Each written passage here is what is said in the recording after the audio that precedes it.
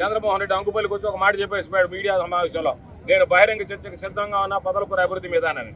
నేను అనేక సార్లు సవాలు విసిరా, మరలా ఈ రోజు సవాలు విసురుతున్నా.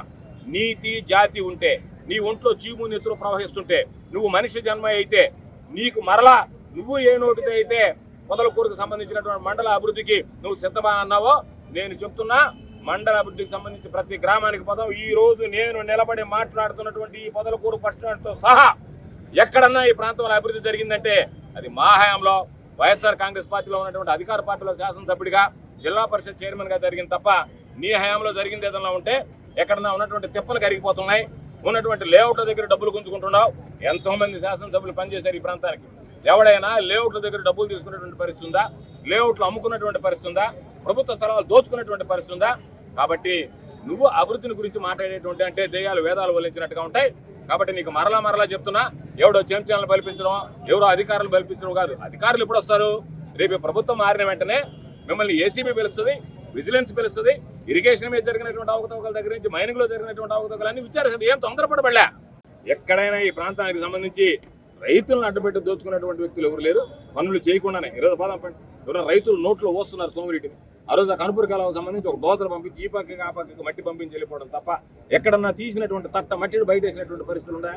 ₹1,00,00,000 ఈరోజు నువ్వు ఒక్కొక్క రీచ్కి 10 లక్షలు అన్నావు. ఏమని పెట్టి దోచుకున్నావు? మిషన్ కాదు, మనుషులతో చేయిస్తానన్నావు. ఎక్కడన్నా ఒక మనిషితో చేయించావా? మనిషితో చేయించుకున్నానే కిలోమీటర్కి 10 లక్షలని పెట్టి ముందు ఒక ఫోటో అంట, తర్వాత ఒక ఫోటో అంట, నేను ఎత్తిన ఒక ఫోటో పెట్టుకుని ఊరేగు. ఏమీ చేయకుండానే దోచుకుంటా. నేను అడుగుతున్నా, కిలోమీటర్కి 10 లక్షలు అన్నారు, ఎస్టిమేట్ తీసుకొచ్చి ప్రజల ముందు పెట్టండి. దాన్ని మనుషులతో చేయాలనుందా, మిషన్తో చేయాలనుందా?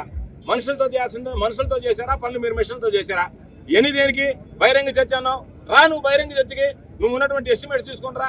దాని ప్రకారం ఏ పనికి ఎంత ఇచ్చారు, ఏ విధంగా నువ్వు పని చేయాలా, ఎంత దూరం పని చేయాలా, మిషన్తో పని చేయాలన్నా, మనుషులతో పని చేయాలన్నా? మనుషులతో పని చేయాలి ఎక్కడ అని చెప్పి నువ్వు బిల్లు తెచ్చుకొని మిషన్తో ఊరికే అట్ట కలిపెట్టి ₹1,00,000 రైతులను అడ్డు పెట్టి దోచుకుంటున్నటువంటి వాళ్ళు మీరు మమ్మల్ని గురించి మాట్లాడితేట. కాబట్టి పైన చంద్రబాబు, కింద సోమిరెడ్డి అందరు కలిపి మలుకొని ఉండారు జనాల్ని. ప్రజల ఆస్తుల కోసమే పుట్టినట్టుకున్నారు తప్ప మీరు ప్రజలకు సంబంధించినటువంటి సేవ చేయాలనేటువంటి ఆలోచన కనిపించడం లేదు. అందమైన పెళ్లి, అద్భుతమైన షాపింగ్, శుభమస్తు షాపింగ్ మాల్.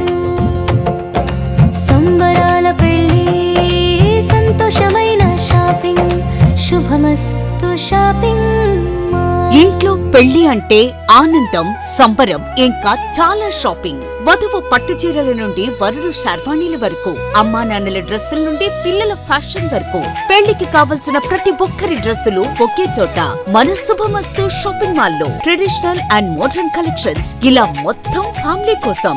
శుభమస్తు shopping mall, VRC centre, Nellore.